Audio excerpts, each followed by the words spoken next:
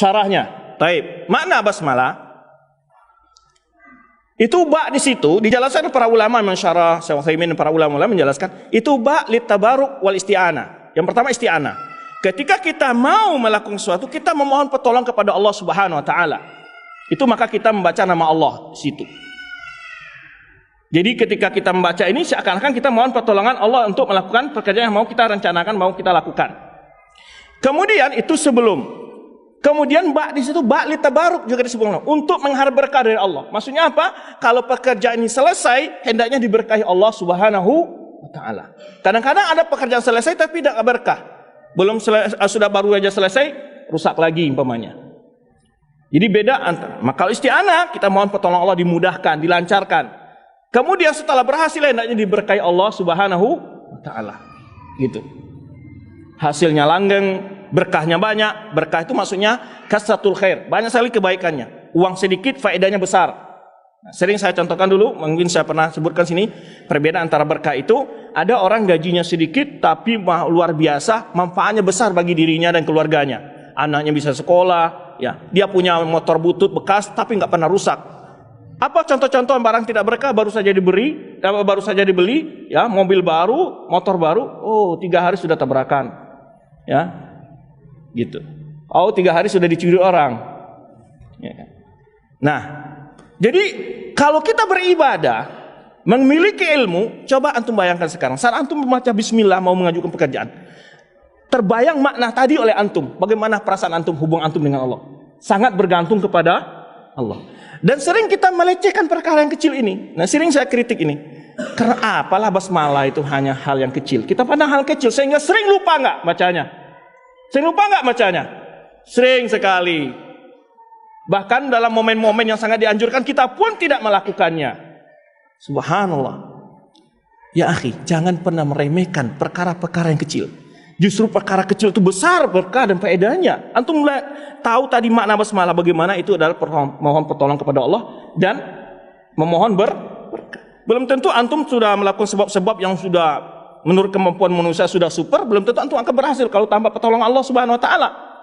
Terus setelah berhasil belum tentu juga faedah dan hasilnya itu akan tetap berkah, belum tentu juga. Ya kan? Maka ingat ketika membaca basmalah itu, antum terbayang makna yang tadi, antum akan merasakan pentingnya membaca basmalah itu dalam setiap perbuatan baik. Dan kita selalu meremehkan. Bayangkan antum berapa kali minum sehari? Makan, ya, bukan makan nasi saja baca basmalah itu. Ya makan buah-buahan atau apa-apa.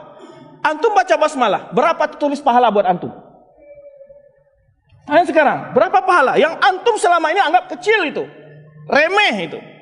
Maka jangan pernah meremehkan perkara-perkara yang kecil.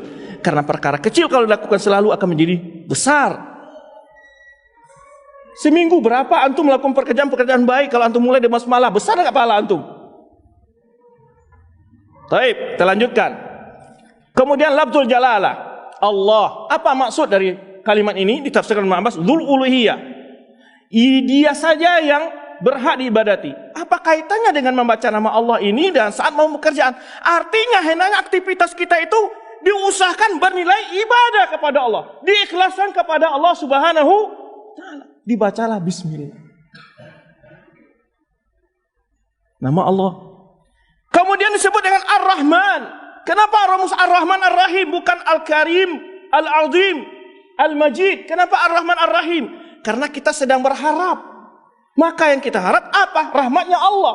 Nah, rahmat Allah tepat dengan namanya Allah, Ar-Rahman Ar-Rahim. Lalu di situ dapat faedah lain bahwa yang berhak kita sembah. Kalau tadi kita katakan hendaknya semua aktivitas kita ikhlas kepada Allah dan diharapkan sebagai ibadah kepada Allah. Walaupun aktivitas itu perbuatan-perbuatan yang biasa. Contoh makan, bisa jadi nilai ibadah enggak? Tidur bisa enggak? Maka disebutkan oleh para ulama kita. Orang-orang yang berilmu, kadang-kadang tindakan dan perbuatan yang biasa saja bernilai ibadah bagi dia. Bagaimana kalau dia bernilai ibadah? Dia ketika makan, dia bukan karena ingin merasa kelezatan makanan, tapi dia menginginkan agar dia sehat dan selalu dapat mudah beribadah kepada Allah. Ketika dia tidur, dia niatkan untuk beristirahat dan moga-moga dia bangun malam dan kuat untuk melaksanakan subuh berjamaah. Dia niatnya dapat pahala dia. Tapi kita ngorok setiap malam nggak pernah dapat pahala ya. rugi kita kan? Apa sulitnya kan? Tapi karena tidak ada ilmu dan menganggap itu hal yang remeh, betapa hilang di tengah kita kebaikan yang begitu banyak sekali kita remehkan.